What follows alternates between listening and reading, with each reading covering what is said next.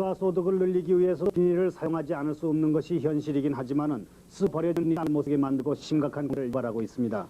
오늘 초대석에는 폐비닐 어떻게 처리되고 있는지 알아보기 위해서 한국자원재생공사의 유철호 사업이사 모셨습니다. 말씀 나누기 전에 농촌에 폐비닐 남기는 문제는 어떤 것인지 임창건 기자가 취재 내용부터 보겠습니다. 겨우내 보온용으로 쓰였던 비닐이 땅속에 묻힌 채 그대로 버려져 있습니다.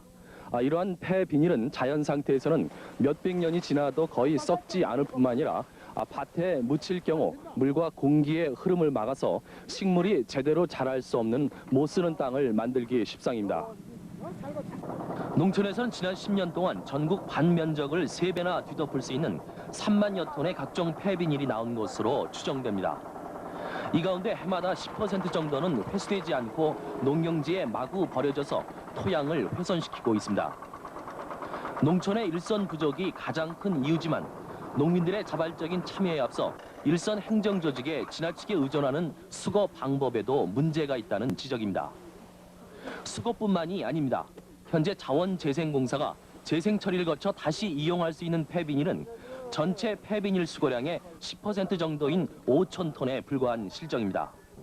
그나마 공해 방지 시설을 갖춘 소각로는 한 군데도 없어서 폐비닐의 적절한 처리가 이루어지지 않고 있습니다. 이 때문에 관리소마다 제때 처리하지 못한 폐비닐이 산더미처럼 쌓인 채 몇 년이 지나도록 방치돼 있습니다.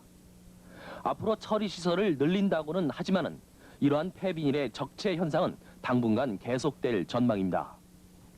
어서 오십시오. 예.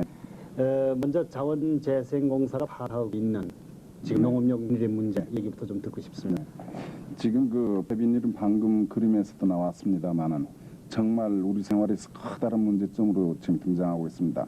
그 가운데에서도 가장 큰 것이 폐비닐이 농토에 그냥 버려졌을 때 이걸로 인해서 토양의 오염이 아주 크다는 사실입니다.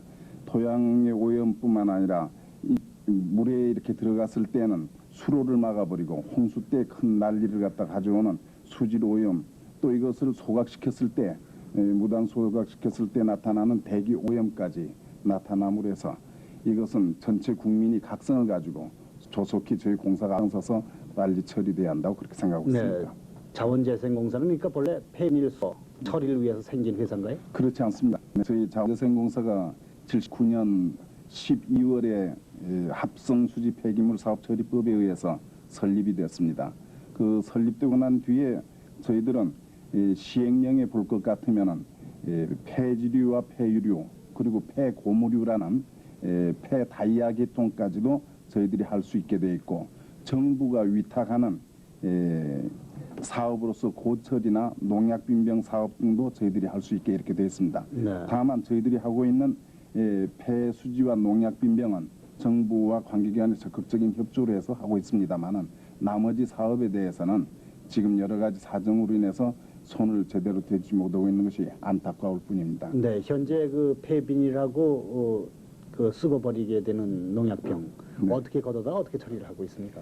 지금 그 폐비닐과 농약빈병은 저희 공사가 8개 지사 60개 관리소에 약 700여 명의 공사 사원들이 그야말로 혼신의 힘을 다해서 걷고 있습니다. 이것을 갖다가 수거하고 있는 데 있어서는 공사에서 약 200여 대의 차량을 가지고 2개군 내지 3개군을 갖다가 단위로 해서 시군을 저희들이 전담해서 하고 있습니다만은 저희들의 손만 가지고는 사실상 완전 수거를 한다는 것은 거의 어려운 상황이라고 이렇게 봐야 합니다. 다만 이것을 저희들이 수거를 일단 최선을 다해서 하고 거기에서 나온 것을 청주 재생공장을 비롯해서 저희들이 가지고 있는 2개기의 소각로가 있습니다. 그걸 통해서 일부 소각도 하고 그다음에 재생 처리도 하고 또 영세업자들이긴 합니다만은 각종 함지박이라든지 또는 정화조 등을 만드는 업체에다가 원료 자재로서 내주물 해서 그들이 같이 재생에 참여할 수 있도록 그렇게 노력을 하고 있습니다. 네, 쉽게 하지 않은 일이 돼서 그런지는 모르겠습니다만 자원재생공사가 생기었다고 아까 말씀하셨는데 네. 79년이라고 하셨으니까 그동안에도 이 폐비닐 문제 그렇게 뭐 시원스럽게 눈에 띄게 해결되는 것 같지 않다 그런 지적이 있지 않습니까? 네. 어떻습니까? 일개 공사의 병만으로는 역부다 그런 얘기였습니까? 저희들 공사의 힘만으로 물론 워낙에 다 걷어들인다는 것은 어려운 일입니다. 앞으로 특용작물 재배 등을 비롯해서 농사용 폐비닐이 계속적으로 발생량이 높아가고 있는 이런 실태에서 정부를 비롯해서 또 농민들이라든지 모든 사람들이 합심 협력해서 이렇게 일을 하면은 이것을 완전히 걷어낼 수 있지 않을까 이렇게 봅니다. 그래서 저희들은 금년에도 봄철 폐비닐 농약빈병 집중 수거 기간을 3월 15일부터 4월 14일까지 1개월간을 설정해 가지고 환경처와 내무부 그리고 농산부의 협조를 얻어 가지고 적극적으로 수집을 하고 있습니다. 앞으로 저희들이 해마다 물량이 더욱 많이 수집하고 있기 때문에 조금만 국민의 협조가 있다면 좋은 효과가 가질 걸로 그렇게 생각합니다. 지금 폐비닐이라든지 빈농약병 같은 것을 걷어다가 처리하는 비용은 누가 되고 있습니까? 원인업자 부담금이 이제 주축을 이루고 있습니다. 네.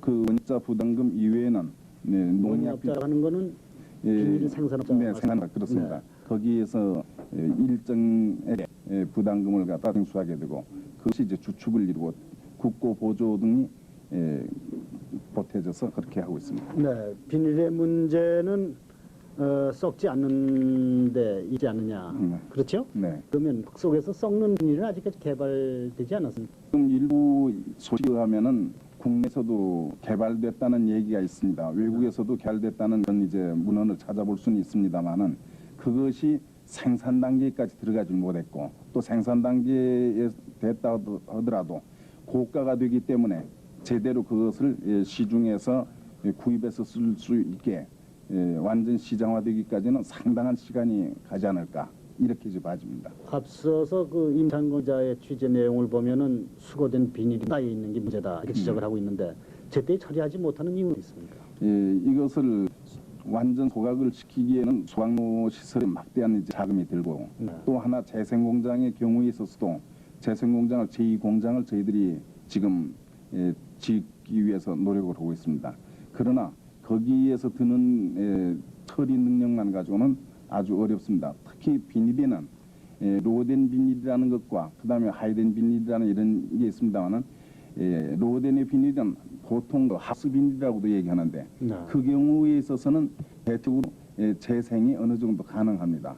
그러나 하이덴 고밀도 비닐 이 하이덴이라는 것은 거의 재생이 불가능하고 그래서 저희 공사에서는 세계적으로 거의 처음이다시피 해가지고 하이덴을 갖다 재생해내는 이런 공장을 지금 청주에다 지어가지고 거기서 생산을 하고 있습니다. 앞으로 계속 확장시켜 나갈 계획입니다. 지금 비닐 사용자인 농민들은 그 비닐 수거 작업에 적극하고 지금 보십니까? 과거보다는 많이 이제 적극적으로 참여를 해줘서 네. 대단히 기쁜 일입니다.